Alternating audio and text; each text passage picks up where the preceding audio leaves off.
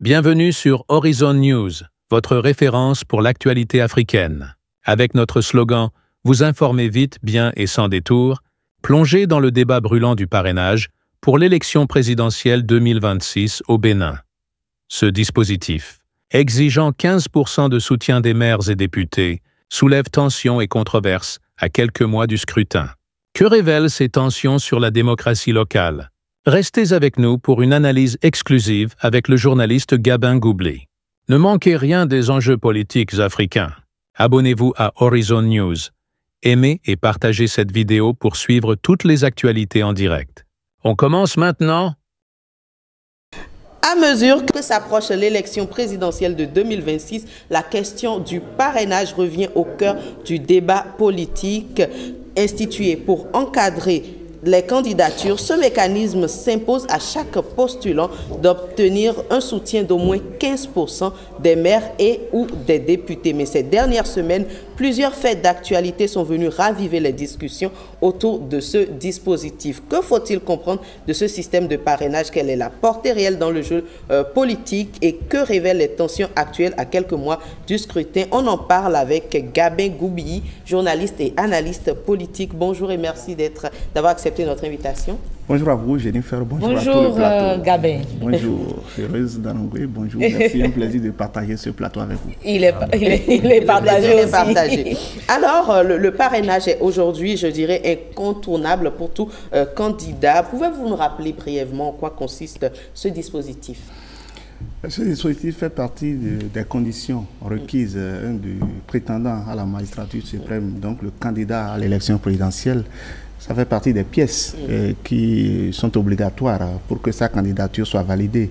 Et dans la philosophie du législateur, c'est une prévision qui permet de mettre les partis politiques au cœur du jeu. C'est l'une des balises, je peux dire, du législateur, que le législateur a apporté à la réforme du système partisan pour faire du président de la République quelqu'un qui a une certaine légitimité populaire, légitimité provenant notamment des élus, parce que le droit de parrainage dans le contexte béninois est l'attribution exclusive des maires et des députés, donc des élus, des gens qui ont eu à quémander des suffrages populaires. Et donc ça confère à celui au bénéfice de qui il est accordé une certaine légitimité, une certaine représentativité.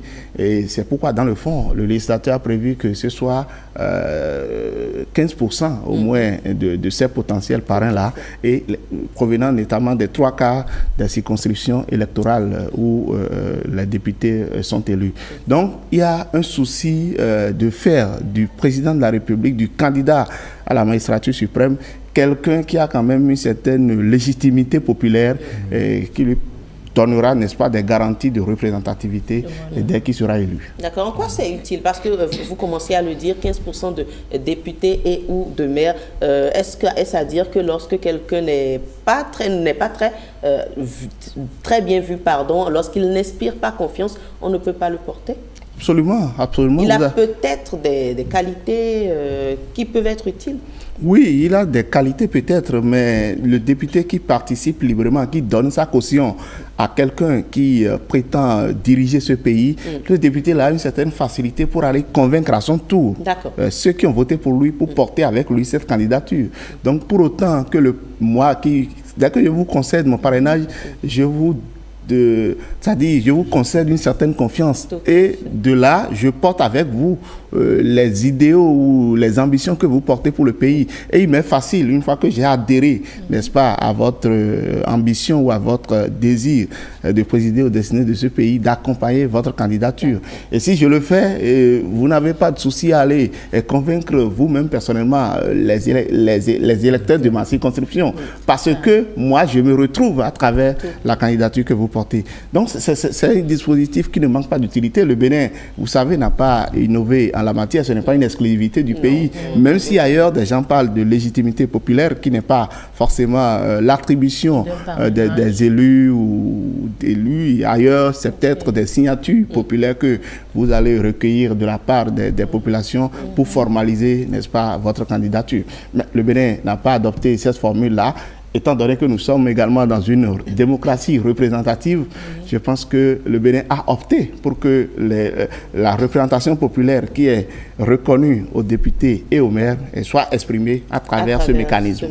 Est-ce que c'est ça qui justifie le parrainage gate que nous avons actuellement? Parce que justement, nous allions descender sur ce terrain. L'actualité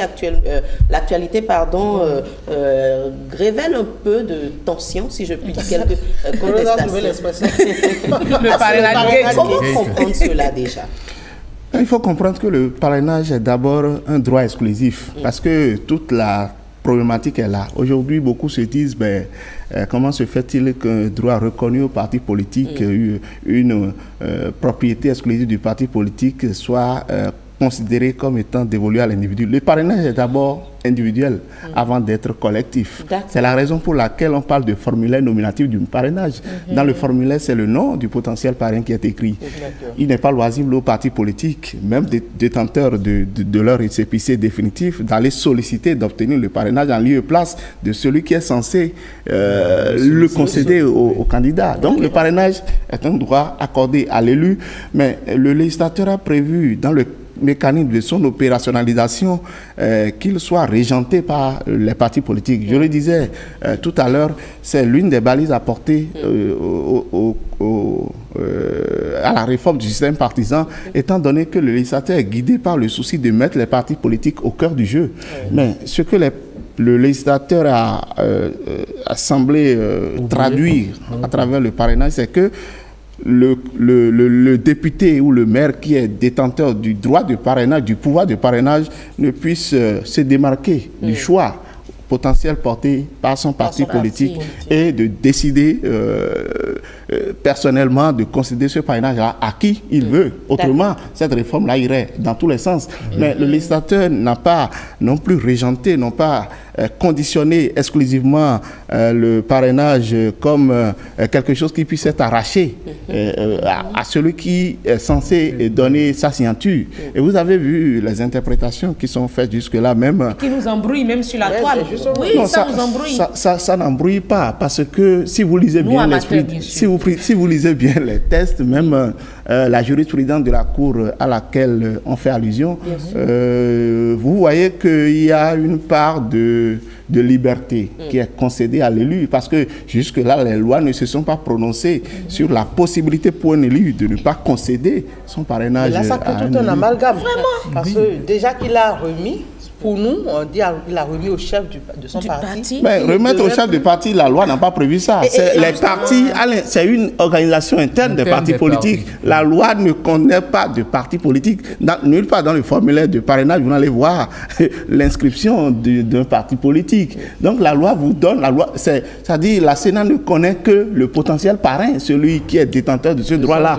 Maintenant, dans le mécanisme de sa mise en œuvre, de son opérationnalisation, et peut-être pour des raisons internes partis politiques, ces formations-là peuvent décider pour assurer une certaine garantie, une sécurisation de ces parrainages-là, de le faire garder par le chef de l'État. Vous savez quoi, Jennifer, ça fait peut-être banal, mais c'est une discussion, parce qu'on le veuille ou pas, ça crée une discussion partout dans les familles. Et nous avons, j'y tiens quand même, le cas de ce député-là, on va le nommer parce que c'est déjà connu. Oui, c'est Michel Sodjinou qui affirme quelque part également n'avoir donné mandat à personne pour son parrainage. Cela peut également susciter des interrogations. Comment on peut expliquer ça? Il n'affirme pas. C'est d'abord lui. C'est à lui que la loi reconnaît le pouvoir de parrainer. C'est lui l'élu. C'est lui qui allait retirer le formulaire. Oui. Et qu'il ne vous échappe pas que le formulaire, avant tout individuel et nominatif, c'est un droit personnel. C'est lui qui traduit sa volonté de concéder son parrainage à tel ou à tel. Les partis prennent leurs dispositions, peut-être. C'est-à-dire que la loi a énoncé un principe général. C'est que le champ de bénéfice ou le champ d'octroi du parrainage ne peut sortir du cadre du candidat désigné par le parti politique. Mais là, il y a une nuance, et quand vous lisez l'article 132 du Code électoral révisé en 2024, notamment en son alinéa 8, en cas d'accord de gouvernance, il y a une ouverture qui est faite aux députés de parrainer un autre candidat que celui désigné par son parti politique d'origine. C'est peut-être en raison de cette disposition-là qu'aujourd'hui, la FCBE, bon, la Sénat n'a pas encore sorti la liste, la FCBE, le duo constitué par la FCBE de Humpé, de Rock-Ouanou est en train de bénéficier du parrainage. Et l'autre chose qu'il faudrait dire, et ça, j'ai lu un commentaire de l'ancien secrétaire général de la Cour constitutionnelle qui l'a reconnu implicitement. La Cour a reconnu au parrain le droit de se rétracter. Mais cette rétractation doit intervenir avant la validation ou bien la publication de la liste officielle des candidats. Et aujourd'hui, Soyinou, je me rends compte qu'il n'a pas encore enfreint cette disposition-là, parce qu'au moment où il se rétractait du parrainage, ou qu'il sollicitait par exploit d'huissier de son président, eh bien, le droit de retrouver son formulaire, le parti n'avait pas encore finalisé le processus de désignation de son candidat. Je me dis peut-être qu'il a eu des informations et qu'il n'est pas en phase avec le choix du duo, faire ça par sa formation politique. Mais là encore, ça peut susciter des débats. Dans tous les cas, voilà. la Cour constitutionnelle est là pour trancher. Mais par rapport à son droit de saisine d'une juridiction de droit commun, moi mon analyse est simple, c'est-à-dire je me dis le parrainage c'est un pouvoir dévolu à l'élu, donc il considère ça comme étant un droit personnel. Donc un droit personnel qui lui est peut-être dont il est dessaisi, et il se dit ben c'est un problème à l'interne entre le parrain que je suis et le président de ma formation politique. Donc c'est comme si on le dessaisit d'un droit privé. Pour moi ça sort un peu du champ du contentieux électoral, et c'est peut-être en vertu de ça qu'il a cru devoir saisir le juge judiciaire, une juridiction de droit commun, le juge des référés, pour trancher en cette affaire-là. Donc lui retourner ce droit-là, ce récépissé-là peut-être. Oui, parce que sans sa signature, le parrainage est nul. Sans sa signature, sans la signature du député, le parti ne peut pas, le parrainage n'est pas accessible, c'est dit dedans. On ne peut pas, quelqu'un ne peut pas retirer le parrainage en votre lieu et place. Ce n'est pas possible. Donc sans sa signature, même la fiche détenue par le président de sa formation politique est nulle et de nul effet.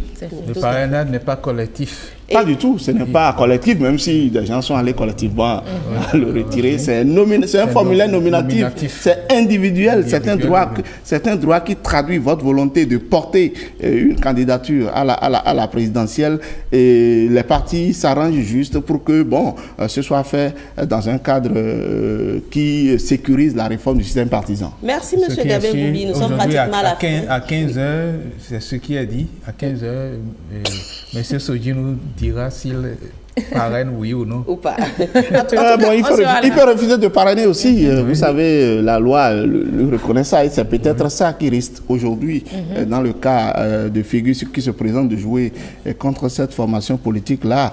Moi, je pense qu'il faut dépassionner les débats, voir les choses véritablement en face. Il ne s'agit pas de se lancer aujourd'hui dans un droit, dans une guerre qui n'a pas sa raison d'être, parce qu'il y a eu quand même une situation... Et justement, c'est un appel que je voulais vous convier pour faire. Il y a eu une situation qu'il ne faudrait pas perdre de vue. Il y a déjà des signaux. J'ai lu, vous avez lu peut-être la lettre à l'allée de cri de cœur sortie par le premier vice-président du Parti Les Démocrates, le député Éric Mouleté, dans lequel il relatait que Michel Soyinou, dès qu'il a retiré son parrainage, avait mis des réserves quant à sa volonté de le remettre au président du parti politique.